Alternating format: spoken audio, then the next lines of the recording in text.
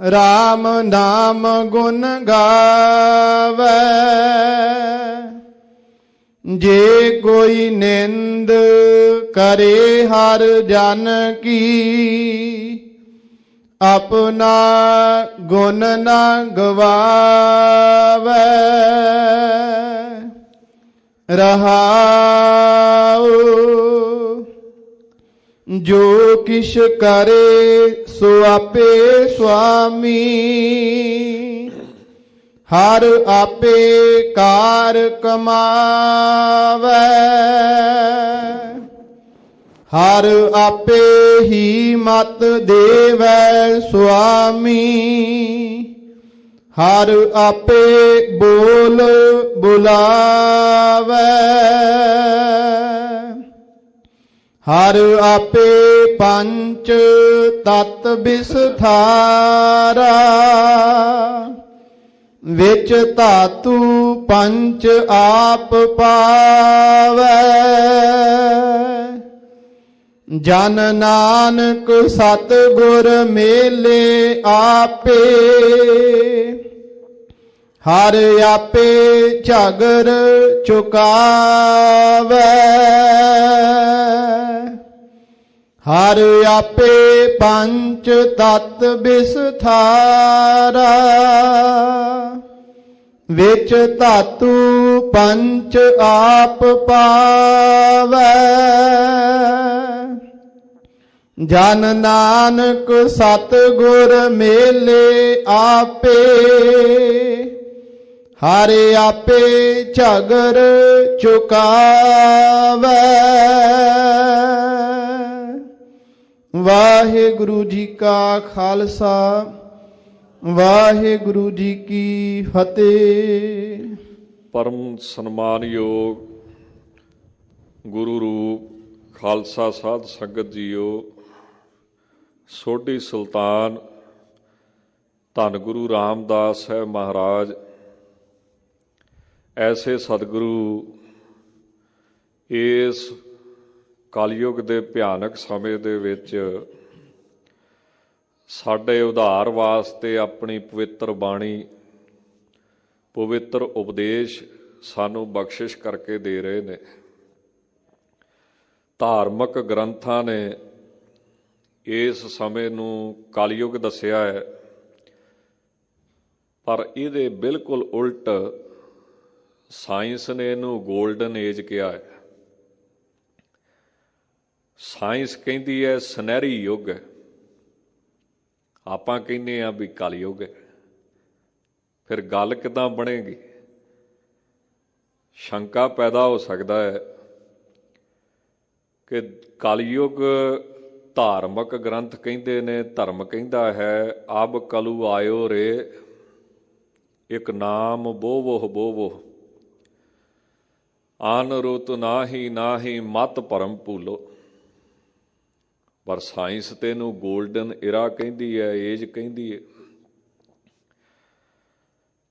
इहदे सवाल दे जवाब दे विच जे आपां जाइए विचार करिए, गुरु साहब जे सुमत बख्शण, साइंस बाहरों देख के कहती है ते धर्म अंदरों देख के कहता है। बाहरों बड़ी तरक्की है, इन्नी तरक्की किसी युग दे विच भी नहीं हुई जिन्नी अज तरक्की है। आउण वाले समय दे विच भी इन्नी हो जानी है कि असी सोचण समर्था तो साडी तो बाहर होवेगी गल। पर जे अंदरूनी तौर ते देखीए तो बंदा कालख दे नाल इन्ना भर चुका है। कोई समा सी माँ प्यो कहिंदे सी भी जा चलिया जा, ते पुत एडे सत बचनी सी वो 14 साल कट्टण चले गया, अगे सवाल नहीं किया। अज समा ये आ गया है कि बच्चे माँ प्यो नूं घरों कढ़दे पे, माँ प्यो धक्के खांदे पे। बाहरों जिहड़ी मर्जी गोल्डन एज होवे पर अंदर काल खेनी भर गई। इस करके धर्म ने इहनूं कलयुग कह दिता है कि हिरदे च कालख भर चुकी है। ऐसा समा है। ਸਤਿਗੁਰੂ ਦੀ ਬਾਣੀ ਹੀ ਇੱਕ ਇਦਾਂ ਦਾ ਓਟ ਆਸਰਾ ਹੈ ਜਿਹੜੀ ਹਿਰਦੇ ਨੂੰ ਠੰਡ ਪਾਉਂਦੀ ਹੈ, ਸ਼ਾਂਤੀ ਦਿੰਦੀ ਹੈ, ਮਨ ਨੂੰ ਟਿਕਾ ਬਖਸ਼ਦੀ ਹੈ ਤੇ ਸਾਨੂੰ ਸੱਚ ਤੋਂ ਜਾਣੂ ਕਰਾਉਂਦੀ ਹੈ। ਗੁਰਬਾਣੀ ਦੇ ਵਿੱਚ ਧਰਮ ਦੇ ਹਰ ਪ੍ਰਸ਼ਨ ਦਾ ਜਵਾਬ ਦਿੱਤਾ ਗਿਆ ਹੈ। ਅੱਜ ਬੜਾ ਸੋਹਣਾ ਸ੍ਰੀ ਮੁਖ ਵਾਕ ਉਪਦੇਸ਼ ਜਗਤ ਗੁਰੂ ਧੰਨ ਗੁਰੂ ਰਾਮਦਾਸ ਸਾਹਿਬ ਮਹਾਰਾਜ ਨੇ ਕਿਰਪਾ ਕਰਕੇ ਬਖਸ਼ਿਸ਼ ਕਰਕੇ ਦਿੱਤਾ ਹੈ।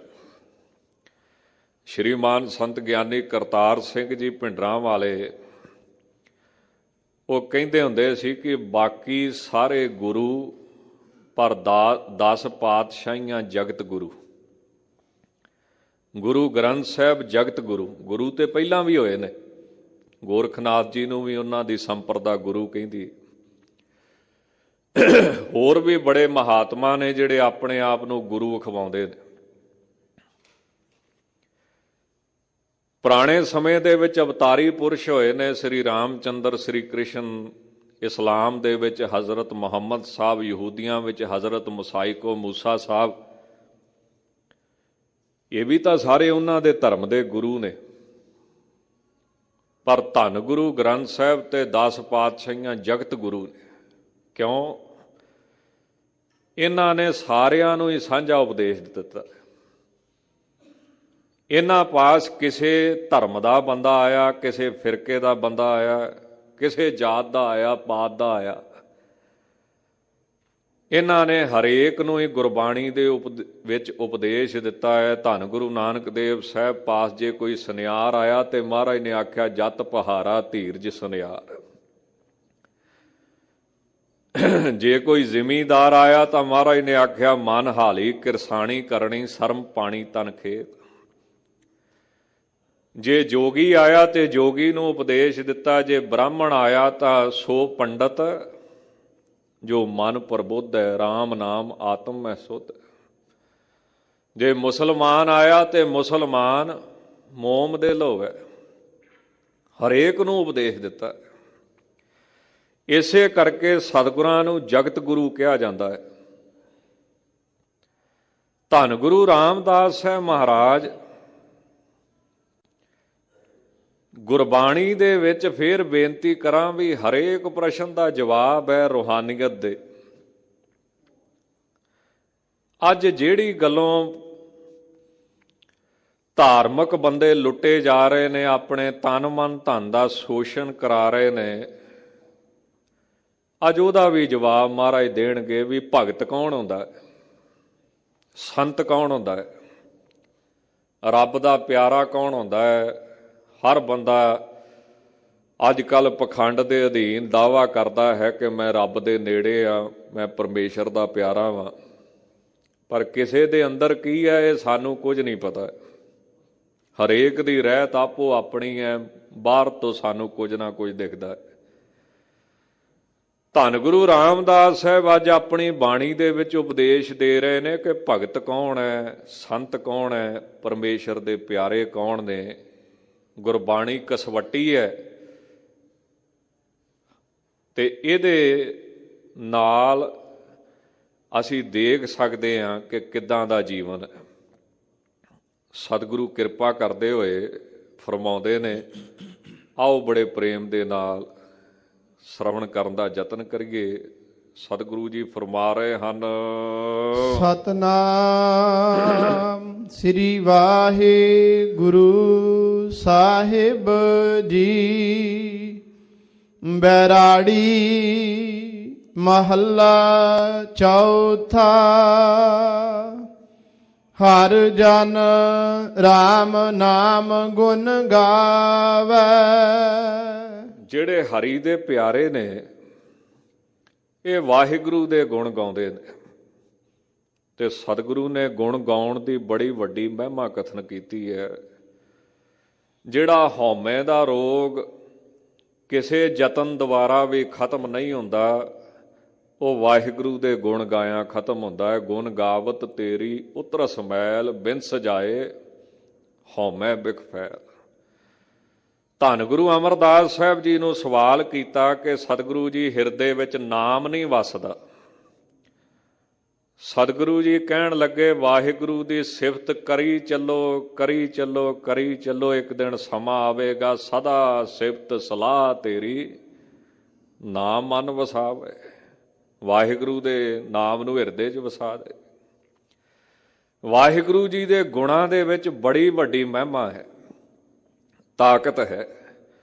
ਵਾਹਿਗੁਰੂ ਦੇ ਪਿਆਰੇ ਸੰਤ ਜਨ, ਗੁਰਸਿੱਖ, ਭਗਤ ਜਨ, ਉਹ ਸਿਰਫ ਤੇ ਸਿਰਫ ਆਪਣੀ ਜਿੰਨੀ ਊਰਜਾ ਹੈ, ਧਿਆਨ ਹੈ, ਸ਼ਕਤੀ ਹੈ, ਉਹ ਵਾਹਿਗੁਰੂ ਦੇ ਗੁਣ ਗਾਉਣ ਦੇ ਵਿੱਚ ਹੀ ਲਾਉਂਦੇ ਹਨ। ਜੇ ਕੋਈ ਨਿੰਦ ਕਰੇ ਹਰ ਜਨ ਕੀ, ਆਪਣਾ ਗੁਣ ਨਾ ਗਵਾਵੇ। ਹੁਣ ਦੋ ਸ਼ਕਤੀਆਂ ਮੰਨੀਆਂ ਨੇ, ਇੱਕ ਭਗਵਾਨ ਹੈ ਤੇ ਇੱਕ ਸ਼ੈਤਾਨ ਹੈ। ਹੁਣ ਚੰਗੇ ਰਸਤੇ ਤੇ ਚੱਲਣ ਵਾਲੇ ਨੂੰ ਜਿਹੜਾ ਸ਼ੈਤਾਨ ਹੈ, ਕਲਯੁਗ ਹੈ, ਉਹ ਤੋੜਨ ਦਾ ਯਤਨ ਕਰਦਾ ਹੈ। ਜਿਵੇਂ ਸ੍ਰੀ ਰਾਗ ਦੇ ਵਿੱਚ ਸ੍ਰੀ ਗੁਰੂ ਨਾਨਕ ਦੇਵ ਸਾਹਿਬ ਦੇ ਕੋਲ ਕਲਯੁਗ ਆਉਂਦਾ ਹੈ, ਉਹਨਾਂ ਨੂੰ ਕਹਿੰਦਾ ਹੈ ਮੋਤੀਆਂ ਦੇ ਬਣੇ ਮੰਦਰ ਲੈ ਲਓ, ਮੋਹਣੀ ਮੁਖ ਮਣੀ ਸੋਹੇ ਪ੍ਰਵਾਨ ਕਰ ਲਓ, ਰਾਜ ਭਾਗ ਪ੍ਰਵਾਨ ਕਰ ਲਓ, ਰਿੱਧੀਆਂ ਸਿੱਧੀਆਂ ਗੁਪਤ ਪ੍ਰਗਟ ਹੋਏ ਬੈਸਾਂ ਇਹ ਪ੍ਰਵਾਨ ਕਰ ਲਓ। ਇਸੇ ਤਰ੍ਹਾਂ ਸ਼ੈਤਾਨ ਦਾ ਕਲਯੁਗ ਦਾ ਵਾਰ ਇਹ ਵੀ ਹੈ ਕਿ ਜਦੋਂ ਭਗਤ ਲਾਲਚ ਦੇ ਵਿੱਚ ਨਹੀਂ ਆਉਂਦਾ ਤਾਂ ਫਿਰ ਉਹਦੀ ਨਿੰਦਿਆ ਕੀਤੀ ਜਾਂਦੀ। ਕਲਯੁਗ ਦਾ ਸੁਭਾਅ ਕੀ ਹੈ? ਰਾਤੇ ਕੀ ਨਿੰਦਾ ਕਰੇ ਐਸਾ ਕਲ ਮੈਂ ਡੀਠਾ। ਇਸ ਸਮੇਂ ਵਿੱਚ ਨਾਮ ਜਪਣ ਵਾਲੇ ਦੀ ਨਿੰਦਿਆ ਹੋਵੇਗੀ, ਪੂਰਿਆਂ ਨੂੰ ਅਧੂਰੇ ਕਿਹਾ ਜਾਵੇਗਾ ਤੇ ਅਧੂਰੇ ਪੂਰੇ ਬਣ ਬਣ ਕੇ ਬਹਿਣਗੇ। ਹੁਣ ਜਿਹੜੀ ਨਿੰਦਿਆ ਹੈ, ਇਹ ਬੰਦੇ ਨੂੰ ਕਈ ਵਾਰੀ ਚੰਗੇ ਰਾਹ ਤੋਂ ਤੋੜ ਦਿੰਦੀ ਹੈ। ਵੀ ਜੇ ਕਿਸੇ ਦੇ ਮਨ ਦੇ ਵਿੱਚ ਆਵੇ ਵੀ ਮੈਂ ਤਾਂ ਹੁਣ ਗੁਰਦੁਆਰੇ ਜਾਣਾ ਵਾਂ, ਸੇਵਾ ਕਰਦਾ, ਲੋਕ ਫਿਰ ਮੇਰੀ ਨਿੰਦਿਆ ਕਰੀ ਜਾਂਦੇ। ਕਈ ਵਾਰੀ ਬੰਦਾ ਦੁਖੀ ਹੋ ਕੇ ਰੱਬ ਦਾ ਰਾਹ ਛੱਡ ਦਿੰਦਾ ਹੈ। ਤਾਂ ਇਹ ਜਿਹੜੀ ਨਿੰਦਿਆ ਵਾ, ਇਹ ਵੀ ਇੱਕ ਪਰਖ ਹੀ ਹੈ ਪਰਮੇਸ਼ਰ ਵੱਲੋਂ ਕਿ ਇਹ ਲੋਕਾਂ ਦੇ ਪ੍ਰਭਾਵ ਦੇ ਵਿੱਚ ਆ ਕੇ ਕਿਤੇ ਮੈਨੂੰ ਛੱਡਦਾ ਤਾਂ ਨਹੀਂ।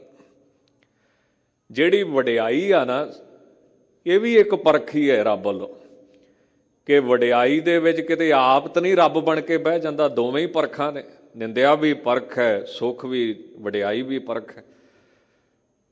ਤਾਂ ਜੇ ਕੋਈ ਨਿੰਦਿਆ ਵੀ ਕਰੇ ਉਹਨਾਂ ਪ੍ਰਭੂ ਦੇ ਪਿਆਰਿਆਂ ਦੀ, ਤਾਂ ਉਹ ਆਪਣਾ ਗੁਣ ਮੈਨੇ ਸੁਭਾਅ ਨਹੀਂ ਤਿਆਗਦੇ ਨੇ, ਆਪਣੀ ਬਿਰਤੀ, ਆਪਣੇ ਸ਼ੁਭ ਗੁਣ ਨਹੀਂ ਤਿਆਗਦੇ ਨੇ। ਇੱਥੇ ਬੜਾ ਸੁੰਦਰ ਕਬੀਰ ਸਾਹਿਬ ਦਾ ਪ੍ਰਵਾਨ ਢੁਕੇਗਾ, ਨਿੰਦੋ ਨਿੰਦੋ ਮੋਕੋ ਲੋਕ ਨਿੰਦੋ, ਨਿੰਦਾ ਜਨ ਕੋ ਖਰੀ ਪਿਆਰੀ, ਨਿੰਦਾ ਬਾਪ ਨਿੰਦਾ ਮਹਿਤਾਰੀ। ਇੱਕ ਵਾਰੀ ਗੱਲ ਚੱਲੀ, ਮਹਿਤੇ ਸਾਰੇ ਬੈਠੇ ਸੀ ਸੰਤਾਂ ਕੋਲੇ, ਸਭ ਤੋਂ ਸੌਖੇ ਪਾਪ ਕਿਹੜੀ ਚੀਜ਼ ਕੱਟਦੀ? ਹੁਣ ਜਿੰਨੇ ਗਿਆਨੀ ਸਿੰਘ ਸੀ ਉਹਨਾਂ ਨੇ ਝੱਟ ਸ਼ਬਦ ਪੜ੍ਹਤਾ, ਘੋਰ ਦੁਖਿਅੰਗ ਅਨਕ ਹਤਿਅੰਗ ਜਨਮ ਦਾਰਿਦਰੰਗ ਮਹਾ ਵਿਖਿਆਦੰਗ ਮਿਟੰਤ ਸਗਲ ਸਿਮਰੰਤ ਹਰ ਨਾਮ ਨਾਨਕ ਜੈਸੇ ਪਾਵਕ ਕਾਸ਼ਟ ਭਸਮੰ ਕਰੋਤ। ਜਿਵੇਂ ਲੱਕੜਾਂ ਅੱਗ ਦੁਆਰਾ ਭਸਮ ਹੁੰਦੀਆਂ ਨੇ, ਰੱਬ ਦੇ ਨਾਮ ਦੀ ਚਿੰਗਾਰੀ ਢੇਰਾਂ ਦੇ ਢੇਰ ਪਾਪ ਖਤਮ ਕਰ ਦਿੰਦੀ ਹੈ, ਨਾਸ ਕਰ ਦਿੰਦੀ। ਜਿਵੇਂ ਛੋਟੀ ਜੀ ਚਿੰਗਾਰੀ ਢੇਰਾਂ ਦੇ ਢੇਰ ਲੱਕੜਾਂ ਦੇ ਨਾਸ ਕਰ ਦਿੰਦੀ ਹੈ। ਸੰਤਾਂ ਨੇ ਬੜਾ ਸੋਹਣਾ ਜਵਾਬ ਦਿੱਤਾ, ਕਹਿੰਦੇ ਬਿਲਕੁਲ ਠੀਕ, ਪਰ ਇੱਕ ਚੀਜ਼ ਹੋਰ ਵੀ ਹੈਗੀ ਹੈ ਜਿਹੜੀ ਇਹ ਤੋਂ ਵੀ ਸੌਖੇ ਨਾਸ ਕਰਦੀ। ਉਹ ਕੀ? ਨਿੰਦਿਆ। ਜਿੰਨੀ ਛੇਤੀ ਬੰਦੇ ਨੂੰ ਨਿੰਦਿਆ ਤਾਰਦੀ ਹੈ, ਇੰਨੀ ਛੇਤੀ ਹੋਰ ਕੋਈ ਸ਼ੁਭ ਗੁਣ ਨਹੀਂ ਤਾਰਦਾ। ਇਸ ਕਰਕੇ ਮਹਾਤਮਾ ਤੇ ਨਿੰਦਿਆ ਕਰਨ ਵਾਲੇ ਨੂੰ ਨਾ ਘਿਓ ਵੀ ਭੇਜ ਦਿੰਦੇ ਵੀ ਖਾਇਆ ਕਰ, ਇੰਨਾ ਧਿਆਨ ਰੱਖਦਾ ਮੇਰਾ, ਕਿਤੇ ਦਿਮਾਗ ਖੁਸ਼ਕ ਨਾ ਹੋ ਜੇ। ਇੱਕ ਮਹਾਤਮਾ ਹੋਏ ਨਾ, ਲੰਗਰ ਦੇ ਵਿੱਚ ਬੈਠਾ ਕੋਈ ਸੱਜਣ ਉਹਨਾਂ ਦੀ ਨਿੰਦਿਆ ਕਰੀ ਜਾਵੇ ਵੀ ਦਾਲ ਕਿਤੇ ਤੁਰੀ ਫਿਰਦੀ ਆ, ਪਾਣੀ ਕਿਤੇ ਤੁਰਿਆ ਫਿਰਦਾ, ਇਹ ਆਪ ਚੰਗਾ ਚੰਗਾ ਖਾਂਦੇ ਆ, ਚੰਗਾ ਚੰਗਾ ਪਾਉਂਦੇ ਆ, ਲੰਗਰ ਦੇ ਹਾਲਾਤ ਇੱਦਾਂ ਦੇ। ਉਹ ਜਿਉਂ ਲੱਗਾ ਲੰਗਰ ਦੇ ਵਿੱਚ ਬੈਠਾ ਸੰਤਾਂ ਦੀ ਨਿੰਦਿਆ ਕਰਨ, ਸੰਤ ਆਪਣੇ ਸੇਵਕਾਂ ਨੂੰ ਕਹਿਣ ਲੱਗੇ ਵੀ ਕੋਈ ਬੰਦਾ ਨਾ ਸੱਜਣ ਮੇਰੇ ਪਿਆਰ ਆਲਾ ਨਾ ਮੇਰੇ ਕੱਪੜੇ ਧੋਂਦਾ ਪਿਆ। ਹੁਣ ਜਾਣੀ ਜਾਣ ਸੀ ਮਹਾਤਮਾ, ਤੇ ਕੱਪੜੇ ਧੋਂਦਾ ਵੀ ਉੱਥੇ ਪਿਆ ਵਾ ਜਿੱਥੇ ਲੋਕ ਪ੍ਰਸ਼ਾਦਾ ਛਕਦੇ ਨੇ, ਨਹੀਂ ਤੇ ਵਾਸ਼ਰੂਮ 'ਚ ਚਲਿਆ ਜਾਵੇ, ਪਾਣੀ ਦੇ ਕੰਢੇ ਤੇ ਚਲਿਆ ਜਾਵੇ, ਉਹ ਲੰਗਰ 'ਚ ਬੈਠਾ ਮੇਰੇ ਕੱਪੜੇ ਧੋਈ ਜਾਂਦਾ। ਐਂ ਕਰੋ ਉਹਦਾ ਜ਼ੋਰ ਬਹੁਤ ਲੱਗਦਾ ਵਾ ਤੇ ਉਹਨੂੰ ਕਿਲੋ ਘਿਓ ਦੇ ਕੇ ਆਓ ਮੇਰੀ ਵੱਲੋਂ। ਉਹ ਸੇਵਾਦਾਰ ਗਏ, ਜਾਂ ਵੇਖਿਆ ਉਹ ਸੰਤਾਂ ਨੂੰ ਗਾਲਾਂ ਕੱਢਦਾ ਪਿਆ। ਉਹ ਹੱਸ ਕੇ ਮੁੜ ਕੇ ਆਣ ਕੇ ਕਹਿੰਦੇ ਬਾਬਾ ਜੀ ਉਹ ਕੱਪੜੇ ਨਹੀਂ ਧੋਂਦਾ, ਉਹ ਤੇ ਤੁਹਾਡੀ ਬਹੁਤ ਬਦਨਾਮੀ ਕਰਦਾ ਪਿਆ, ਉਹ ਤੇ ਨਿੰਦਿਆ ਕਰਦਾ ਪਿਆ। ਸੰਤ ਕਹਿੰਦੇ ਨਹੀਂ ਭਾਈ, ਉਹ ਤੇ ਮੇਰੇ ਕੱਪੜੇ ਧੋਂਦਾ, ਹਮਰੇ ਕੱਪੜੇ, ਇਹਨੂੰ ਕਿਲੋ ਘਿਓ ਦੇ ਕੇ ਆ। ਇੰਨਾ ਧਿਆਨ ਰੱਖਦਾ ਵੀ ਅੱਜ ਦਾਲ ਕਿੱਦਾਂ ਦੀ ਬਣੀ ਸੀ, ਪਰਸੋਂ ਕਿੱਦਾਂ ਦੀ ਬਣੀ ਸੀ, ਅੱਜ ਤੜਕਾ ਲੱਗਾ ਸੀ ਤੇ ਪਰਸੋਂ ਨਹੀਂ ਲੱਗਾ ਸੀ। ਮਿੰਟ ਮਿੰਟ ਦਾ ਧਿਆਨ ਰੱਖਦੇ ਨੇ, ਸਕਿੰਟ ਸਕਿੰਟ ਦਾ ਇਹ ਧਿਆਨ ਰੱਖਦੇ ਨੇ। ਤਾਂ ਨਿੰਦਾ ਕਰਨ ਵਾਲੇ ਨੂੰ ਲੋਕ ਜੋ ਮਰਜ਼ੀ ਕਹਿਣ, ਪਰ ਸੰਤਾਂ ਨੂੰ ਇਹਨਾਂ ਨਾਲ ਬੜਾ ਪ੍ਰੇਮ ਹੈ। ਅਮਰ ਸ਼ਹੀਦ ਸੰਤ ਬਾਬਾ ਜਰਨੈਲ ਸਿੰਘ ਜੀ ਪਿੰਡਰਾਂ ਵਾਲੇ,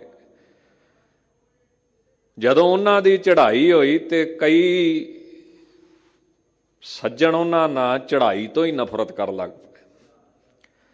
ਉਹਨਾਂ ਨੇ ਕਾਫੀ ਉਹਨਾਂ ਤੇ ਦੋਸ਼ ਲਾਏ, ਦੂਸ਼ਣ ਲਾਏ ਕਿ ਕਿਸੇ ਤਰ੍ਹਾਂ ਸੰਗਤ ਇਹਨਾਂ ਦੇ ਨਾਲੋਂ ਟੁੱਟੇ। ਸੰਤਾਂ ਦਾ ਤੇਜ ਪ੍ਰਤਾਪ ਬੜਾ ਸੀ, ਇਸ਼ਾਰਾ ਕਰਨ ਦੀ ਲੋੜ ਸੀ, ਉਹ ਲੱਭਣਾ ਵੀ ਨਹੀਂ ਸੀ ਜਿਹੜਾ ਕਰਦਾ ਸੀ। ਪਰ ਮਹਾਤਮਾ ਦੇ ਦਿਲ ਬੜੇ ਵੱਡੇ ਹੁੰਦੇ ਨੇ। ਸਿੰਘਾਂ ਨੇ ਸੰਤਾਂ ਨੂੰ ਬੇਨਤੀ ਕੀਤੀ, ਮਹਾਂਪੁਰਖੋ ਜੇ ਹੁਕਮ ਹੋਵੇ ਤੇ ਚਾੜ ਦਈਏ ਫਿਰ ਗੱਡੀ, ਪੜ੍ਹ ਦਈਏ ਕੀਰਤਨ ਸੋਹਲਾ। ਫਿਰ ਸੰਤ ਹੱਸ ਪਏ। ਸੰਤ ਕਹਿਣ ਲੱਗੇ ਵੀ ਘਰ ਦੇ ਵਿੱਚ ਕੋਈ ਕੰਮ ਵਾਲਾ ਰੱਖਿਆ? ਕਹਿੰਦੇ ਜੀ ਰੱਖਿਆ। ਕਹਿੰਦੇ ਫਿਰ ਕੀ ਤਨਖਾਹ ਦਿੰਦੇ ਹੋ? ਕਹਿੰਦੇ ਜੀ ਛਮਾਈ ਦਾਣੇ ਕੀਤੇ ਨੇ, ਪਿੰਡਾਂ ਚੱਲਦਾ ਨਾ ਦਾਣੇ ਦੇਣੇ, ਛਮਾਈ ਦਾਣੇ ਕੀਤੇ ਨੇ, ਆਟਾ ਦੇਈਦਾ ਹੈ, ਹੋਰ ਕੱਪੜਾ ਲੀੜਾ ਦੇਈਦਾ ਹੈ ਤੇ ਕੁਝ ਪੈਸੇ ਬੰਨੇ ਨੇ। ਸੰਤ ਕਹਿੰਦੇ ਜੇ ਤੇਰੇ ਘਰ ਕੋਈ ਮੁਫਤ ਕੰਮ ਕਰੇ ਫੇਰ ਤੂੰ ਦੁਖੀ ਹੋਵੇਂਗਾ ਕਿ ਖੁਸ਼ ਹੋਵੇਂਗਾ? ਕਹਿੰਦਾ ਜੀ ਹੋਰ ਕੀ ਚਾਹੀਦਾ ਹੈ, ਮੈਂ ਤੇ ਖੁਸ਼ ਹੋਊਂਗਾ ਵੀ ਮੇਰੇ ਤੋਂ ਲੈਂਦਾ ਵੀ ਕੁਝ ਨਹੀਂ ਹੈ ਤੇ ਸੇਵਾ ਵੀ ਪੂਰੀ ਕਰਦਾ ਹੈ, ਝਾੜੂ ਵੀ ਫੇਰਦਾ ਹੈ, ਪੋਚਾ ਵੀ ਲਾਉਂਦਾ ਹੈ, ਕੱਪੜੇ ਵੀ ਧੋਂਦਾ, ਸਭ ਕੁਝ ਕਰਦਾ। ਸੰਤ ਕਹਿੰਦੇ ਫਿਰ ਜਿਹੜਾ ਮੇਰੀ ਨਿੰਦਿਆ ਕਰਦਾ ਮੈਂ ਉਹਨੂੰ ਕਿੱਦਾਂ ਮਰਵਾ ਦਾਂ? ਉਹ ਤੇ ਮੁਫਤ ਦੇ ਵਿੱਚ ਉਹ ਮੇਰੇ ਤੋਂ ਲੈਂਦਾ ਹੀ ਕੁਛ ਨਹੀਂ ਆ, ਫਿਰ ਵੀ ਸਭ ਕੁਝ ਕਰੀ ਜਾਂਦਾ ਮੇਰਾ। ਇਹ ਗੁਰਬਾਣੀ ਕਹਿੰਦੀ ਹੈ ਵੀ ਨਿੰਦਾ ਜਿਹੜੀ ਹੈ ਇਹ ਰੱਬ ਦੇ ਪਿਆਰੇ ਨੂੰ ਬੜੀ ਚੰਗੀ ਲੱਗਦੀ। ਤੇ ਇੱਕ ਗੱਲ ਚੇਤੇ ਰੱਖਣੀ ਚਾਹੀਦੀ ਹੈ, ਦੁਨੀਆ ਕਿਸੇ ਪਾਸੇ ਵੀ ਨਹੀਂ ਰਾਜੀ ਹੁੰਦੀ। ਇਸ ਨਿੰਦਿਆ ਤੋਂ ਤੇ ਗੁਰੂ ਨਾਨਕ ਦੇਵ ਸਾਹਿਬ ਨਹੀਂ ਬਚ ਸਕੇ ਤੇ ਆਪਾਂ ਕਿੱਦਾਂ ਬਚਾਂਗੇ? ਕੋਈ ਆਖੇ ਭੂਤਨਾ, ਕੋਈ ਕਹੇ ਬੇਤਾਲਾ। ਗੁਰੂ ਨਾਨਕ ਦੇਵ ਸਾਹਿਬ ਇਸ ਨਿੰਦਿਆ ਤੋਂ ਤੇ ਗੁਰੂ ਅਰਜਨ ਦੇਵ ਸਾਹਿਬ ਮਹਾਰਾਜ ਨਹੀਂ ਬਚ ਸਕੇ। ਬਾਬਾ ਪ੍ਰਿਥੀ ਚੰਦ ਕੀ ਕਹਿੰਦਾ ਹੈ? ਗੁਰੂ ਅਰਜਨ ਦੇਵ ਸਾਹਿਬ ਨੇ ਤਰਨ ਤਾਰਨ ਦੇ ਵਿੱਚ ਛੱਪੜ ਬਣਾਇਆ। ਤਰਨ ਤਾਰਨ ਸਰੋਵਰ ਨੂੰ ਛੱਪੜ ਦੱਸਦਾ ਹੈ ਤੇ ਆਪ ਦੇ ਸਰੋਵਰ ਨੂੰ ਮਾਨ ਸਰੋਵਰ ਦੱਸਦਾ ਹੈ। ਇਸ ਨਿੰਦਿਆ ਤੋਂ ਤੇ ਗੁਰੂ ਗੋਬਿੰਦ ਸਿੰਘ ਮਹਾਰਾਜ ਨੂੰ ਨਹੀਂ ਬਖਸ਼ਿਆ ਗਿਆ। ਮਰੇਲਾ ਗੁਰੂ ਕਹਿੰਦੇ ਸੀ, ਲੋਕ ਕਹਿ ਦਿੰਦੇ ਸੀ ਵੀ ਚਾਰੇ ਪੁੱਤ ਮਰਵਾ ਕੇ ਤੁਰਿਆ ਫਿਰਦਾ, ਹੁਣ ਕਦੀ ਕਿਤੇ ਕਦੀ ਕਿਤੇ।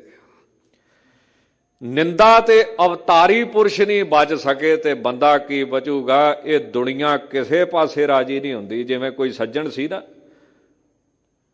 ਉਹਨੂੰ ਕਿਹਾ ਗਿਆ ਵੀ ਕਿੱਦਾਂ ਬਈ, ਉਹਨੇ ਅੱਗਿਓਂ ਕਹਿਤਾ ਬੜੀ ਕਿਰਪਾ। ਹੁਣ ਸੁਣਨ ਵਾਲੇ ਨੂੰ ਨਹੀਂ ਚੰਗੀ ਲੱਗੀ, ਕਹਿੰਦਾ ਸਾਰੀ ਤੇਰੇ ਤੋਂ ਹੀ ਆ ਕਿਰਪਾ, ਹੋਰ ਕਿਸੇ ਤੋਂ ਨਹੀਂ ਹੈਗੀ। ਦੱਸੋ ਕੀ ਕਰੂ ਬੰਦਾ? ਜੇ ਹੁਣ ਅੱਗਿਓਂ ਕਹਿ ਦਈਏ ਵੀ ਚੜ੍ਹਦੀ ਕਲਾ ਤੇ ਅਗਲੇ ਨੂੰ ਨਹੀਂ ਚੰਗੀ ਲੱਗੀ, ਕਹਿੰਦਾ ਸਾਰੀ ਚੜ੍ਹਦੀ ਕਲਾ ਤੂੰ ਹੀ ਚੁੱਕੀ ਫਿਰਦਾ। ਤੇ ਇੱਕ ਸੱਜਣ ਦੂਜਾ ਉਹਨੇ ਦਵਾ ਦਵ ਕਹਿਤਾ ਜੀ ਬਹੁਤ ਦੁਖੀ ਆ, ਕਹਿੰਦਾ ਸਾਰਾ ਦੁੱਖ ਤੈਨੂੰ ਹੀ ਪੈ ਗਿਆ ਹੋਣਾ ਨਾ, ਹੋਰ ਤੇ ਕਿਸੇ ਨੂੰ ਆਇਆ ਹੀ ਨਹੀਂ ਹੋਣਾ ਕਦੇ। ਬੰਦਾ ਜਾਵੇ ਕਿਹੜੇ ਪਾਸੇ? ਤਾਂ ਸਾਧੂ ਲੋਕ ਆਪਣਾ ਸੁਭਾਅ ਨਹੀਂ ਛੱਡਦੇ, ਆਪਣਾ ਗੁਣ ਜਿਹੜਾ ਹੈ ਉਹ ਨਹੀਂ ਗਵਾਉਂਦੇ, ਕਿਉਂਕਿ ਇਹ ਜਿਹੜੀ ਨਿੰਦਿਆ ਹੈ ਇਹ ਵੀ ਇੱਕ ਪਰਖ ਹੀ ਹੈ ਉਸ ਪਰਮੇਸ਼ਰ ਦੀ, ਵਾਹਿਗੁਰੂ ਦੀ। ਰੱਬ ਦੇ ਪਿਆਰੇ ਇੱਧਰ ਆਪਣਾ ਧਿਆਨ ਡਾਇਵਰਟ ਨਹੀਂ ਹੋਣ ਦਿੰਦੇ। ਇਸ ਕਰਕੇ ਮਹਾਰਾਜ ਕਹਿੰਦੇ ਨੇ ਕਿ ਜੇ ਕੋਈ ਨਿੰਦ ਕਰੇ ਹਰ ਜਨ ਕੀ, ਆਪਣਾ ਗੁਣ ਨਾ ਗਵਾਵੇ, ਉਹ ਆਪਣਾ ਸੁਭਾਅ ਨਹੀਂ ਛੱਡਦੇ। ਇੱਕ ਬੜੇ ਪਿਆਰੇ ਮਹਾਤਮਾ ਹੋਏ ਸੰਤ ਮਾਧੋ ਦਾਸ, ਪਰਮਹੰਸ ਬਿਰਤੀ ਦੇ ਵਿੱਚ ਵਿਚਰਦੇ ਹੁੰਦੇ ਸੀ। ਹੁਣ ਪਰਮਹੰਸ ਬਿਰਤੀ ਬਾਰੇ ਕਬੀਰ ਸਾਹਿਬ ਨੇ ਜ਼ਿਕਰ ਕੀਤਾ ਹੈ, ਕਬੀਰ ਭਲੀ ਮਧੂਕਰੀ ਨਾਨਾ ਬਿਦ ਕੋ ਨਾਜ, ਦਾਵਾ ਕਾਹੂ ਸਿਓ ਨਹੀਂ ਵੱਡਾ ਦੇਸ ਵੱਡ ਰਾਜ। ਏਦਾਂ ਪ੍ਰਸ਼ਾਦਾ ਲੈਣ ਸਵੇਰੇ ਜਾਣਾ, ਕਿਸੇ ਨੇ ਕੁਝ ਦੇਣਾ ਕਿਸੇ ਨੇ ਕੁਝ ਦੇਣਾ, ਤੇ ਇੱਕ ਮਾਈ ਬੜੇ ਔਂਤਰੇ ਸੁਭਾਅ ਦੀ, ਉਹਨੇ ਅੱਗਿਓਂ ਗਾਲਾਂ ਦੇਣੀਆਂ। ਤੇ ਸੰਤ ਨੇ ਵੀ ਜਾਣ ਕੇ ਉਹਦੇ ਕੋਲੇ ਰੋਜ਼ ਜਾਣਾ। ਸੰਤ ਸੀ ਨਾ, ਉਹ ਆਪਦਾ ਸੁਭਾਅ ਨਾ ਛੱਡੇ, ਆਪਦਾ ਨਾ ਛੱਡੇ। ਉਹ ਕਿਸੇ ਨੇ ਆਖਿਆ ਮਹਾਂਪੁਰਸ਼ੋ ਤੁਸੀਂ ਉੱਥੇ ਜਾਂਦੇ ਕਿਉਂ? ਕਹਿੰਦੇ ਜੋ ਮਾਈ ਦਿੰਦੀ ਉਹ ਬਾਕੀ ਤੇ ਦਿੰਦੇ ਕੋਈ ਨਹੀਂ। ਕਹਿੰਦੇ ਜੀ ਕੀ? ਕਹਿੰਦੇ ਕੋਈ ਰੋਟੀ ਦਿੰਦਾ ਹੈ, ਕੋਈ ਕੁਝ ਦਿੰਦਾ, ਉਹ ਤੇ ਮੈਨੂੰ ਗਾਲਾਂ ਦਿੰਦੀ ਹੈ, ਹੋਰ ਕੋਈ ਦਿੰਦਾ ਹੀ ਨਹੀਂ। ਆਖੋ ਸਤਨਾਮ। ਹੁਣ ਸਾਰੀ ਦਿਹਾੜੀ ਬੰਦਾ ਮਿੱਠਾ ਖਾਈ ਜਾਵੇ ਤੇ ਕਿੰਨਾ ਖਾਊਗਾ? ਕੋਈ ਕਹਿੰਦਾ ਮਹਾਰਾਜ ਜੀ, ਕੋਈ ਕਹਿੰਦਾ ਸੰਤ ਜੀ, ਕੋਈ ਕਹਿੰਦਾ ਰੱਬ ਦੇ ਪਿਆਰੇ। ਕਹਿੰਦੇ ਇੱਕ ਹੀ ਤੇ ਸਾਰੇ ਪਿੰਡ ਚੋਂ ਲੱਭੀ ਆ ਜਿਹੜੀ ਗਾਲਾਂ ਦਿੰਦੀ ਹੈ। ਸੁਭਾਅ ਹੈ। ਚਲੋ ਇੱਕ ਦਿਨ ਉਸ ਮਹਾਤਮਾ ਫਿਰ ਆਪਣੇ ਸੁਭਾਅ ਮੁਤਾਬਕ ਗਿਆ। ਉਹ ਕਿਤੇ ਪੋਚਾ ਲਾਉਂਦੀ ਸੀ, ਗੁਰੂ ਘਰ 'ਚ ਵੀ ਸਾਖੀ ਆਉਂਦੀ ਨਾ, ਉਹ ਪੋਚਾ ਲਾਉਂਦੀ ਸੀ। ਉਹਨੇ ਚਲੋ ਬੁੜ ਕਰਨਾ ਸ਼ੁਰੂ ਕੀਤਾ ਵੀ ਹੱਟਾ ਕੱਟਾ ਹੈਗਾ ਵਾ, ਕਿੱਡੀਆਂ ਇਹਦੀਆਂ ਮੋਟੀਆਂ ਲੱਤਾਂ ਵਾ, ਕਿੱਡੀਆਂ ਇਹਦੀਆਂ ਬਾਹਾਂ ਵਾ, ਇਹਦੇ ਹੱਥਾਂ ਨੂੰ ਕੋਹੜ ਹੋਇਆ ਵਾ, ਕੰਮ ਨਹੀਂ ਹੁੰਦਾ, ਆ ਜਾਂਦਾ ਸਵੇਰੇ ਸਵੇਰੇ। ਉਹਨੇ ਵੱਟ ਕੇ ਪੋਚਾ ਮਾਰਿਆ, ਸੰਤ ਦੀ ਛਾਤੀ ਤੇ ਵੱਜਾ। ਹੁਣ ਪੋਚਾ ਤੁਹਾਨੂੰ ਪਤਾ ਗੰਦਗੀ ਦਾ ਭਰਿਆ। ਸੰਤ ਲੈ ਕੇ ਤੁਰ ਗਿਆ। ਕਹਿੰਦਾ ਫਿਰ ਦੇਣ ਗਝਾ ਹੀ ਲਿਆ ਨਾ, ਭਾਵੇਂ ਪੋਚਾ ਹੀ ਦਿੱਤਾ, ਅੱਜ ਪੋਚਾ ਦਿੱਤਾ ਕੱਲ ਨੂੰ ਹੋਰ ਕੋ ਦਊਗੀ। ਹੋਇਆ ਕੀ ਫਿਰ? ਚਲੋ ਉਹਨਾਂ ਨੇ ਉਹ ਪੋਚਾ ਰੱਬ ਦੇ ਘਰ ਪਹੁੰਚਾਇਆ, ਸਾਫ਼ ਕੀਤਾ, ਧੋਤਾ, ਉਹਨੂੰ ਜੋਤਾਂ ਦੀਆਂ ਬੱਟੀਆਂ 'ਚ ਵਰਤ ਕੇ ਜਗਾਇਆ, ਭਲਾ ਕੀਤਾ। ਉਹ ਮਾਈ ਦੇ ਘਰ ਪੋਤਾ ਨਹੀਂ ਸੀ, ਤੇ ਜਿੱਧਰ ਉਹ ਸੰਤ ਰਹਿੰਦੇ ਸੀ ਨਾ, ਉਧਰ ਪੋਤੇ ਨੂੰ ਪੋਚਾ ਕਹਿੰਦੇ, ਪੋਤੇ ਨੂੰ ਪੋਚਾ।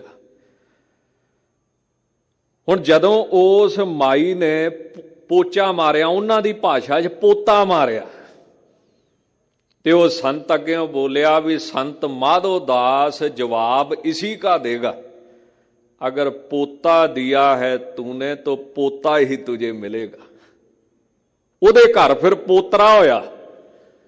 ਤੇ ਉਹ ਜਦੋਂ ਬਹਿਣਾ ਨਾ, ਉਹਨੇ ਸਹੇਲੀਆਂ 'ਚ ਸਖੀਆਂ 'ਚ ਸਿਆਣੀਆਂ ਮਾਈਆਂ ਬਹਿੰਦੀਆਂ ਨੇ, ਫਿਰ ਉਹਨੇ ਗੱਲਾਂ ਕਰਨੀਆਂ ਕਿ ਮੈਂ ਇੱਕ ਸਾਧ ਦੇ ਪੋਚਾ ਮਾਰਿਆ ਸੀ, ਜਿਹਦੇ ਬਦਲੇ ਮੈਨੂੰ ਫਿਰ ਵੀ ਪੋਤਾ ਦਿੱਤਾ।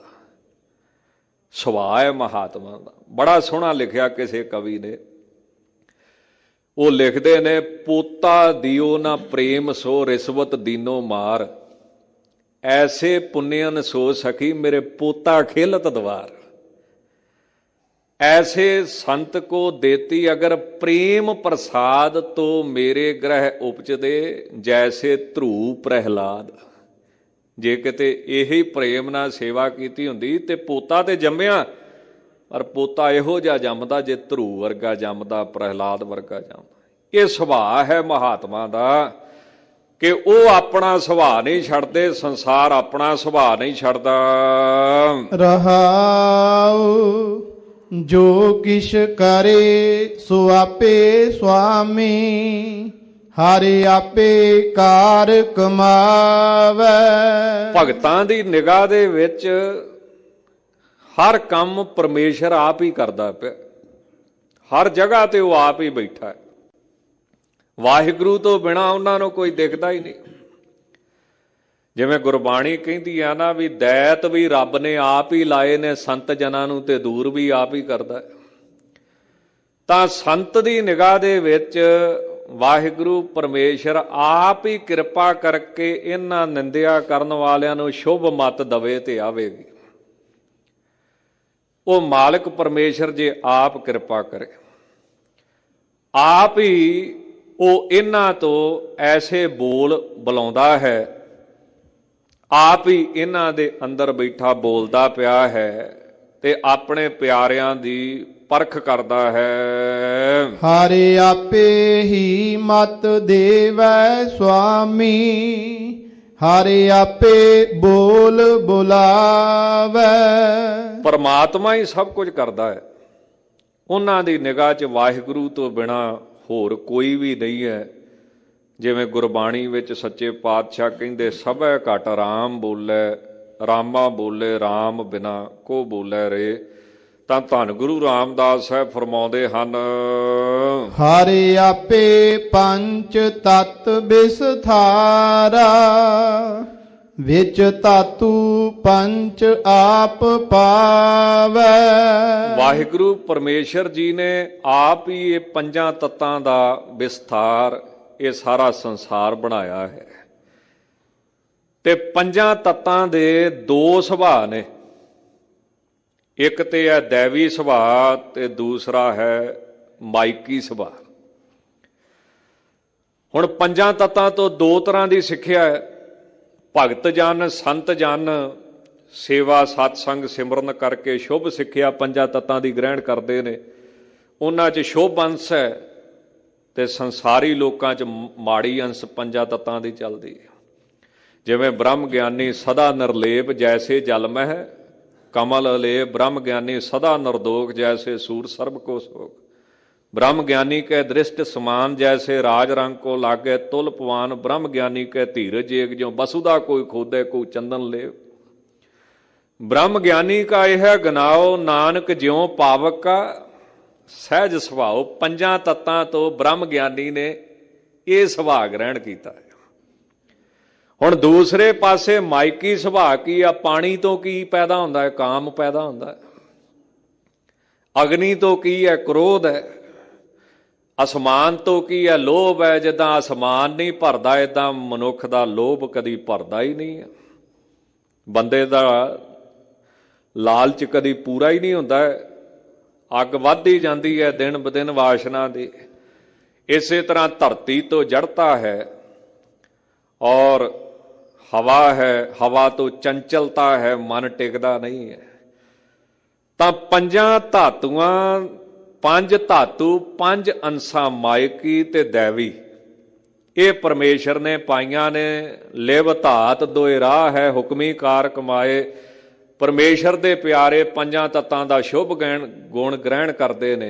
दुनियावी पुरख माड़ा गुण ग्रहण करके सदा ही कुसंगत विच पए रहिंदे हन। और ये जिहड़ियां अंसां ने ये दोवें परमेश्वर ने आप पाइयां हन।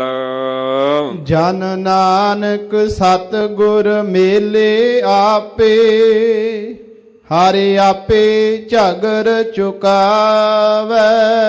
वो सच्चे पातशाह वाहिगुरु जी कृपा करन, आप ही पूरे सतगुरां नाल मेल देण और आप ही कृपा करके जन्म मरण रूप झगड़ा जां ਇਹ ਕਾਮ ਕ੍ਰੋਧ ਦਾ ਜਿਹੜਾ ਸ਼ੋਰ ਪਿਆ ਨਾ ਸਾਡੇ ਅੰਦਰ ਝਗੜਾ ਪਿਆ ਹੈ, ਇਹਨੂੰ ਉਹ ਦੂਰ ਕਰਦੇ ਨੇ। ਨਾਲ ਨਾਲ ਲੜੀਵਾਰ ਕਥਾ ਚੱਲ ਰਹੀ ਹੈ। ਸ਼੍ਰੀਮਾਨ ਭਗਤ ਕਬੀਰ ਸਾਹਿਬ ਮਹਾਰਾਜ ਅਰਦਾਸ ਕਰਨੀ ਸਿਖਾਉਂਦੇ ਨੇ ਵਾਹਿਗੁਰੂ ਅੱਗੇ ਕਿਵੇਂ ਬੇਨਤੀ ਕਰਨੀ ਹੈ। ਤਾਂ ਆਪ ਜੀ ਕਿਰਪਾ ਕਰਦੇ ਹੋਏ ਫਰਮਾਉਂਦੇ ਹਨ, ਬਿਲਾਵਲ ਰਾਖ ਲੇਹੁ ਹਮ ਤੇ ਬਿਗਰੀ। ਇਸ ਤਰ੍ਹਾਂ ਅਰਦਾਸ ਕਰਨੀ ਚਾਹੀਦੀ ਹੈ ਕਿ ਹੇ ਵਾਹਿਗੁਰੂ ਜੀ ਅਸੀਂ ਵਿਗਾੜ ਬੈਠੇ ਹਾਂ। ਕਿਵੇਂ ਵਿਗੜੀ ਹੈ ਕਿ ਵਾਹਿਗੁਰੂ ਜੀ ਆਪ ਜੀ ਦੇ ਨਾਲ ਇੱਕ ਬਚਨ ਕੀਤਾ ਸੀ, ਗੁਰਮੁਖਾਂ ਕਰਾਂ ਉੱਪਰ ਚੇਤਿਆ ਵਾਅਦਾ ਕੀਤਾ ਸੀ ਕਿ ਦਸਵੰਧ ਦਵਾਂਗੇ, ਬੰਦਗੀ ਕਰਾਂਗੇ, ਪਰ ਜਦੋਂ ਸੰਸਾਰ ਦੇ ਵਿੱਚ ਜਨਮ ਹੋਇਆ, ਲਿਵ ਛੁੜਕੀ, ਲੱਗੀ ਤ੍ਰਿਸ਼ਨਾ, ਮਾਇਆ ਅਮਰ ਵਰਤਾਇਆ, ਤਾਂ ਵਾਹਿਗੁਰੂ ਨੂੰ ਭੁੱਲ ਗਏ, ਪਰਮੇਸ਼ਰ ਤੋਂ ਬੇਮੁਖ ਹੋ ਗਏ। ਤਾਂ ਇਸ ਪ੍ਰਕਾਰ ਵਿਗਾੜ ਬੈਠੇ। ਆਪ ਜੀ ਅੱਗੇ ਅਰਦਾਸ ਹੈ, ਬੇਨਤੀ ਹੈ ਕਿ ਕਿਰਪਾ ਕਰਕੇ ਰੱਖਿਆ ਕਰੋ, ਤਰਸ ਕਰਕੇ ਰੱਖ ਲਓ, ਬਖਸ਼ ਲਓ, ਲੇਖੈ ਕਤੇ ਨਾ ਛੂਟੀਐ, ਖਿਨ ਖਿਨ ਭੂਲਣ ਹਾਰ, ਬਖਸ਼ਣ ਹਾਰ ਬਖਸ਼ ਲੈ, ਨਾਨਕ ਪਾਰ ਉਤਾਰ। ਸੀਲ ਧਰਮ ਜਪ ਭਗਤ ਨਾ ਕੀਨੀ, ਹਉ ਅਭਿਮਾਨ ਟੇਢ ਪਗਰੀ। ਸੀਲ ਜਤ ਨਹੀਂ ਰੱਖਿਆ, ਜਤ ਪਹਾਰਾ, ਜਾਂ ਸੀਲ ਨਰਮ ਸੁਭਾਅ ਨਹੀਂ ਰੱਖਿਆ, ਧਰਮ ਦੀ ਕਮਾਈ ਨਹੀਂ ਕੀਤੀ, ਧਰਮ ਤੇ ਚੱਲੇ ਨਹੀਂ, ਧਰਮ ਤੋਂ ਬੇਮੁਖ ਰਹੇ, ਹਮੇਸ਼ਾ ਧਰਮ ਤੋਂ ਵਿਪਰੀਤ ਚੱਲਦੇ ਰਹੇ। ਜ਼ਬਾਨ ਨੂੰ ਸਫਲ ਨਹੀਂ ਕੀਤਾ, ਜ਼ਬਾਨ ਨਾਲ ਕਦੀ ਤੇਰਾ ਜਪ ਨਹੀਂ ਕੀਤਾ। 9 ਪ੍ਰਕਾਰ ਦੀ ਭਗਤੀ ਸੀ, ਕੀਰਤਨ ਭਗਤੀ ਉਹ ਨਹੀਂ ਕਦੀ ਕੀਤੀ, ਸ਼ਰਵਣ ਭਗਤੀ, ਕਦੀ ਕਥਾ ਨਹੀਂ ਸੁਣੀ, ਕਦੀ ਕੀਰਤਨ ਨਹੀਂ ਸੁਣਿਆ, ਅਰਚਨਾ ਪੂਜਾ ਰੂਪ ਭਗਤੀ, ਕਦੀ ਮੱਥਾ ਟੇਕਣ ਨਹੀਂ ਗਏ, ਕਦੀ ਮਹਾਰਾਜ ਦੇ ਦਰਸ਼ਨ ਨਹੀਂ ਕੀਤੇ। ਜਿਵੇਂ ਸਤਿਗੁਰੂ ਕਹਿੰਦੇ ਨਾ, ਜਪ ਤਪ ਸੰਜਮ ਧਰਮ ਨਾ ਕਮਾਇਆ, ਸੇਵਾ ਸਾਧ ਨਾ ਜਾਣਿਆ ਹਰ ਰਾਇਆ, ਕਹੋ ਨਾਨਕ ਹਮ ਨੀਚ ਕਰਮਾ, ਸਰਣ ਪਰੇ ਕੀ ਰੱਖੋ ਸਰਮਾ। ਆਪਾਂ ਤੇ ਰੋਜ਼ ਸੁਣਦੇ ਆ, ਨਾ ਹੋ ਜਤੀ ਸਤੀ ਨਹੀਂ ਪੜਿਆ, ਮੂਰਖ ਮੁਗਦਾ ਜਨਮ ਭਇਆ, ਪ੍ਰਣਵਤ ਨਾਨਕ ਤਿਨ ਕੀ ਸਰਣਾ, ਜਿੰਤੂ ਨਾ ਹੀ ਵਿਸਰੇ। ਤਾਂ ਐਸੇ ਸ਼ੁਭ ਕਰਮ ਨਹੀਂ ਕੀਤੇ ਇਸ ਜਨਮ ਦੇ ਵਿੱਚ ਸੱਚੇ ਪਾਤਸ਼ਾਹ ਜੀ। ਇਹ ਬੜੀ ਭਾਰੀ ਗਲਤੀ ਹੋ ਗਈ ਹੈ। ਤਾਂ ਸੀਲ ਧਰਮ ਜਪ ਭਗਤ ਨਾ ਕੀਨੀ, ਹਉ ਅਭਿਮਾਨ, ਫਿਰ ਹਉਮੈ ਦੇ ਵਿੱਚ ਰਹੇ, ਅਭਿਮਾਨ ਦੇ ਵਿੱਚ ਰਹੇ, ਹੰਕਾਰ ਦੇ ਵਿੱਚ ਰਹੇ, ਸ਼ੁਭ ਗੁਣਾਂ ਦਾ, ਵਿਦਿਆ ਦਾ, ਪਦਵੀ ਦਾ, ਜਾਇਦਾਦ ਦਾ ਹੰਕਾਰ ਹੀ ਚਿੰਬੜਿਆ ਰਿਹਾ। ਟੇਢ ਪਗਰੀ, ਟੇਢੀ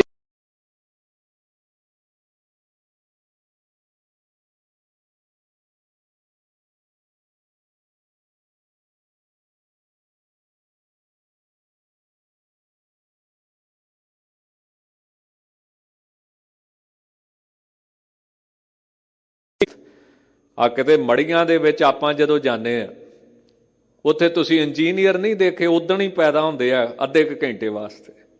ਕੋਈ ਕਹੂਗਾ ਲੱਕੜ ਸਿਰ ਦੇ ਥੱਲੇ ਨਹੀਂ ਦਿੱਤੀ, ਕੋਈ ਕਹੂਗਾ ਪੈਰ ਨੰਗੇ ਰਹਿ ਗਏ, ਤੇ ਕਈ ਤੇ ਮੇਰੇ ਵਰਗੇ ਪੱਖਾ ਚੁੱਕੀ ਫਿਰਦੇ ਹੁੰਦੇ, ਉਹ ਅੱਗ ਨਹੀਂ ਪੈਂਦੀ, ਆ ਪੱਖਾ ਲਿਆਈ ਫੜ ਕੇ ਘਰੋਂ। ਹੁਣ ਬੰਦਾ ਸਾਰੀ ਉਮਰ ਤੁਹਾਡੇ 'ਚ ਰਿਹਾ, ਸਾਰੀ ਉਮਰ ਉਹਨੇ ਤੁਹਾਡੇ ਵਾਸਤੇ ਕੀਤਾ, ਤੇ ਤੁਸੀਂ ਦੇਖਿਆ ਮੜੀਆਂ 'ਚ ਕਿੰਨੇ ਇੰਜੀਨੀਅਰ ਪੈਦਾ ਹੁੰਦੇ, ਕਿੱਡੇ ਕਿੱਡੇ ਸਿਆਣੇ ਜੰਮਦੇ ਆ। ਉਹ ਜਿਹੜੇ ਲੱਕੜਾਂ ਲਵਾਉਂਦੇ ਪਏ ਹੁੰਦੇ ਆ ਨਾ, ਇਹਦੇ ਸਿਰ ਥੱਲੇ ਦੇ, ਇਹਦੇ ਮਿੱਟੀ ਦਾ ਤੇਲ ਪਾ, ਭਾਵੇਂ ਮਰਿਆਦਾ ਦੇ ਵਿੱਚ ਨਹੀਂ ਆਉਂਦਾ, ਇਹਨੂੰ ਐ ਕਰ, ਓਂ ਕਰ, ਅੱਗ ਚੰਗੀ ਤਰ੍ਹਾਂ ਪਵੇ। ਉਹ ਜਿਹੜੇ ਲੱਕੜਾਂ ਲਵਾਉਣ ਵਾਲੇ ਨੇ, ਉਹਨਾਂ ਨੂੰ ਆਪਦੀ ਭੁੱਲੀ ਪਈ ਐ, ਇਹ ਤੋਂ ਵੱਡੀ ਕੀ ਹੈਰਾਨੀ ਹੋ ਸਕਦੀ। ਜਿਹੜੇ ਉੱਥੇ ਖਲੋਤੇ ਸਾਰਾ ਕੁਝ ਕਰ ਸਕਦੇ, ਕਰ ਰਹੇ ਨੇ ਸਾਰਾ ਕੁਝ। ਸਤਿਗੁਰੂ ਕਹਿੰਦੇ ਨਾ, ਬੀਤ ਜੈ ਹੈ, ਬੀਤ ਜੈ ਹੈ ਜਨਮ ਅਕਾਜ ਰੇ, ਨਿਸ ਦਿਨ ਸੁਣ ਕੇ ਪ੍ਰਾਨ ਸਮਝਤ ਨਹਿ ਰੇ, ਅਜਾਨ ਕਾਲ ਤੋਂ ਪਹੁੰਚਿਓ ਆਨ, ਕਹਾ ਜੈ ਹੈ ਭਾਜ ਰੇ। ਹੁਣ ਆਪਣੇ ਕੰਨਾਂ ਨਾਲ ਸੁਣਿਆ ਵੀ ਆ ਤੇ ਅੱਖਾਂ ਨਾਲ ਵੇਖਿਆ ਵੀ ਆ ਦੁਨੀਆ ਨੂੰ, ਮਰਦਿਆਂ ਜਾਂਦਿਆਂ, ਪਰ ਫਿਰ ਵੀ ਆਪਦੀ ਮੌਤ ਭੁੱਲੀ ਪਈ, ਆਪਣੇ ਆਪ ਨੂੰ ਅਮਰ ਮੰਨੀ ਬੈਠੇ। ਫਿਰ ਹੈਰਾਨੀ ਦੀ ਗੱਲ ਹੈ, ਮਹਾਰਾਜ ਪੰਜਵੇਂ ਪਾਤਸ਼ਾਹ ਕਹਿੰਦੇ, ਬੰਦਾ ਵੇਂਦਾ ਵੀ ਆ, ਸੁਣਦਾ ਵੀ ਆ, ਫਿਰ ਵੀ ਅੰਨੇ ਦਾ ਅੰਧਾ, ਪੇਖਤ ਚਾਖਤ ਕਹੀਅਤ ਅੰਧਾ, ਸੁਣੀਅਤ ਸੁਣੀਏ ਨਾ ਹੀ। ਐਸੇ ਹਾਲਾਤ ਨੇ। ਤਾਂ ਸਤਿਗੁਰੂ ਕਹਿੰਦੇ, ਆਪਣੇ ਆਪ ਨੂੰ ਅਮਰ ਜਾਣ ਕੇ ਪਦਾਰਥਾਂ ਰੂਪ ਜਲ ਦੇ ਨਾਲ ਇਹ ਕਾਇਆ ਨੂੰ, ਸਰੀਰ ਨੂੰ ਮੈਂ ਸੰਚਦਾ ਰਿਹਾ, ਪਾਲਦਾ ਰਿਹਾ, ਪਦਾਰਥਾਂ ਰੂਪ ਜਲ ਲਾਇਆ ਹੈ। ਪਰ ਇਹ ਸਰੀਰ ਕਿੱਦਾਂ ਦਾ ਸੀ ਭੁੱਲ ਗਿਆ। ਇਹ ਮਿਥਿਆ ਕਾਚੀ ਗਗਰੀ, ਇਹ ਸਰੀਰ ਮਿਥਿਆ ਹੈ। ਤੇ ਮਿਥਿਆ ਦੇ ਅਰਥ ਵਿਦਵਾਨਾਂ ਨੇ ਕਈ ਕੀਤੇ ਨੇ। ਇੱਕ ਤੇ ਝੂਠਾ, ਇੱਕ ਮਿਥਿਆ ਦਾ ਅਰਥ ਕੀਤਾ ਹੈ ਵੀ ਜਿਹੜੀ ਚੀਜ਼ ਦਿਖਦੀ ਤੇ ਹੋਵੇ ਪਰ ਅਸਲੀਅਤ ਵਿੱਚ ਨਾ ਹੋਵੇ, ਪਕੜ ਦੇ ਵਿੱਚ ਨਾ ਆਵੇ। ਪਰ ਇੱਕ ਬੜੇ ਹੋਰ ਚੰਗੇ ਵਿਦਵਾਨ ਨੇ ਉਹਨਾਂ ਬਹੁਤਾ ਸੋਹਣਾ ਅਰਥ ਕੀਤਾ ਹੈ। ਉਹ ਕਹਿੰਦੇ ਮਿਥਿਆ ਦਾ ਮਤਲਬ ਜਿਸ ਚੀਜ਼ ਦੀ ਤੁਹਾਡੀ ਨਿਗਾਹ 'ਚ ਅਹਿਮੀਅਤ ਨਾ ਰਹਿ ਜੇ।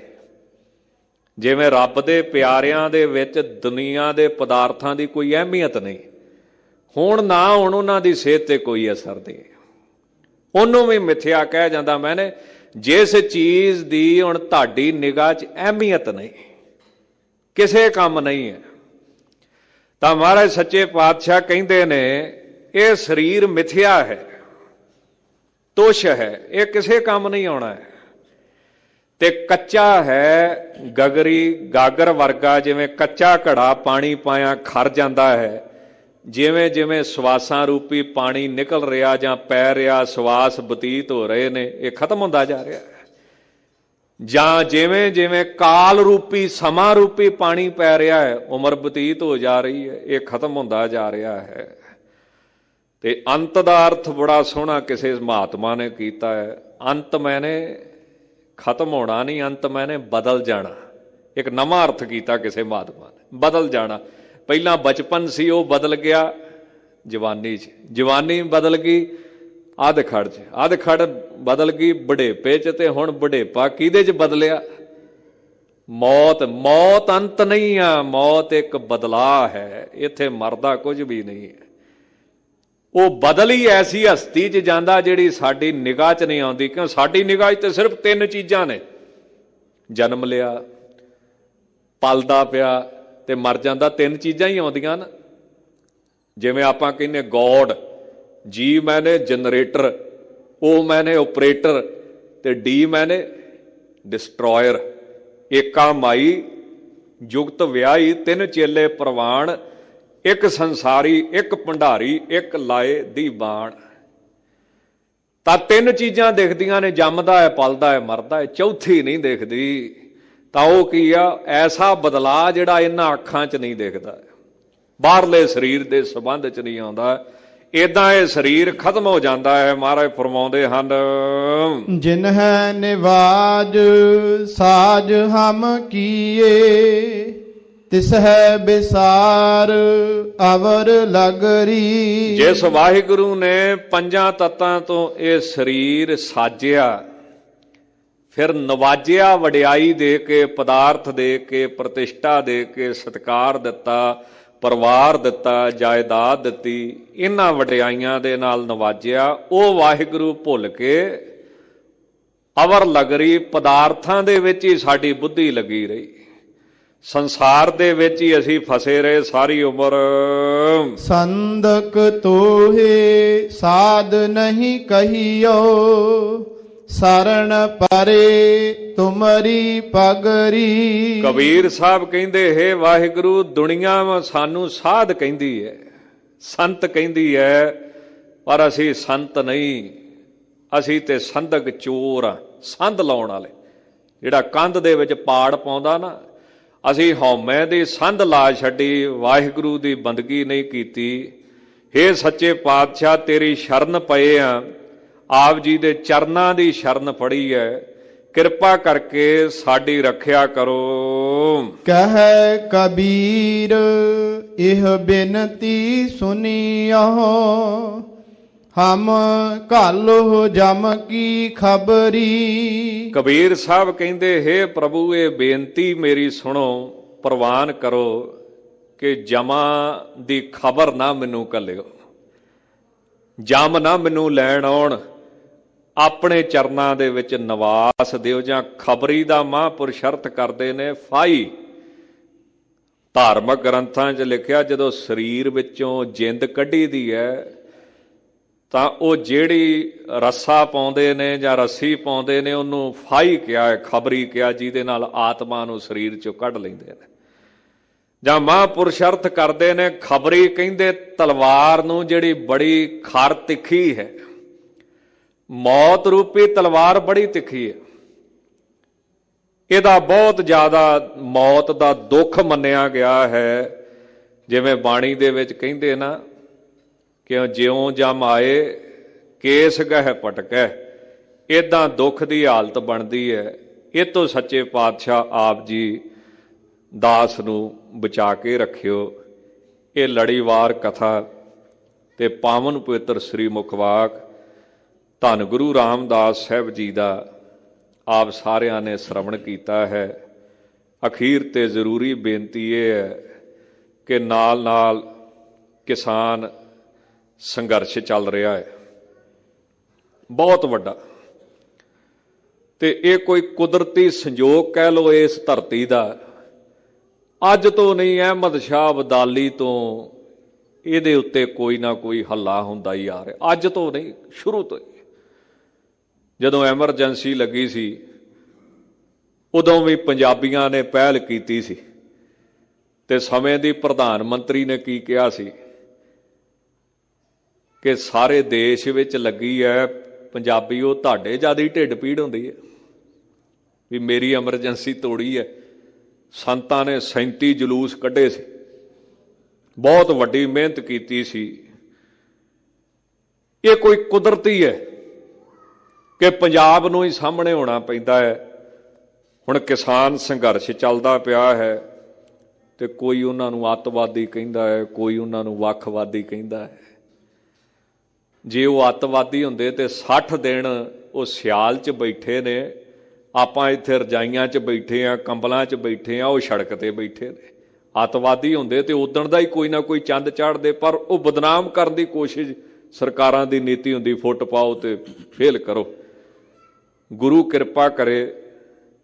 ਹੁਣ ਨਿੱਕੀ ਜੀ ਗੱਲ ਹੈ ਜੀ, ਤੁਸੀਂ ਕੇਸਰੀ ਝੰਡਾ ਲਾਤਾ, ਇਹ ਤੇ ਸਾਡੇ ਹਰ ਗੱਡੀ ਤੇ ਲੱਗਦਾ ਜਦੋਂ ਅਸੀਂ ਨਗਰ ਕੀਰਤਨ ਕੱਢਦੇ ਹਾਂ। ਇਹ 'ਚ ਕਿੱਡੀ ਗੱਲ ਆ ਕਿਤੇ। ਨਾਲੇ ਕੇਸਰੀ ਝੰਡਾ ਜਿਹੜਾ ਹੈ ਉਹ ਖਾਲੀ ਪੋਲ ਤੇ ਲਾਇਆ ਵਾ, ਤਿਰੰਗਾ ਲਾ ਕੇ ਥੋੜੀ ਲਾਇਆ ਵਾ। ਤਿਰੰਗਾ ਤੇ ਨਾਲ ਹੀ ਲੱਗਾ ਹੈ ਤੁਹਾਡਾ। ਤੇ ਜਦੋਂ ਇੱਧਰ ਬਾਰਡਰ ਵੱਲ ਨੂੰ ਇਹਨਾਂ ਨੇ ਗੱਡੀਆਂ ਭੇਜਣੀਆਂ ਹੁੰਦੀਆਂ ਵਾ, ਉਦੋਂ ਆਪ ਕੇਸਰੀ ਲਾ ਦਿੰਦੇ ਆ ਵੀ ਜਾ ਕੇ ਮਰੋ, ਸ਼ਹੀਦ ਹੋ। ਸਮਾਂ ਬੜਾ ਭਿਆਨਕ ਹੈ।